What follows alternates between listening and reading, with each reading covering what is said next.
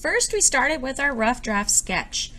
Now, you really only need one rough draft. I also practiced drawing some of the flowers from a photo, but our final draft should be from real life. So I'm looking at the flower and I'm cropping it, zooming in on the flower so it's nice and big on the paper. On my final draft, I sketched it out in pencil first with my large shapes and then started adding my details, making sure to add in the shapes for the fluffy white flower at the bottom. As you add pastels, you're starting with the darker value first and then your midtones. So I had my darker orange followed by my yellow, then I'm going to go over top with some more yellow and white. Working left to right on the paper. So I'm working in a chunk, the left side of my sunflower being filled in first. I'm going to go in with some red, add in my shadows again, get those detailed out so they're not fuzzy and blurry anymore. And now I can move on to the right hand side of my sunflower, working the same way with my oranges first, then my yellow, and I will slowly build up to my highlights with some white. Then I'm going to fill in the center of the sunflower. We're avoiding using black, so guess what I'm going to do here? Paying very close attention to the texture as well.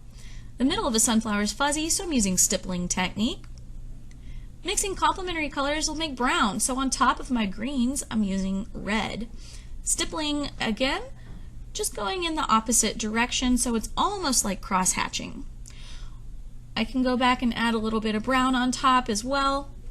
And then my daisy. It is actually yellow, or actually white, but I wanted to use yellow for the shadows and a little bit of light blue.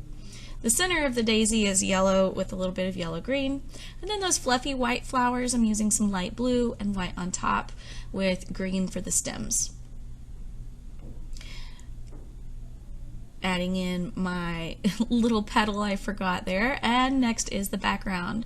So I'm using a complementary color, blue, since the majority of my artwork is orange. Dark blue and then light blue on top. Ta-da! All done.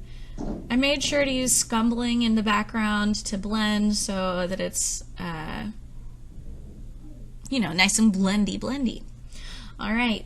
So here you have it again, from the sketch on my final draft paper to almost done. And ta-da! Finished.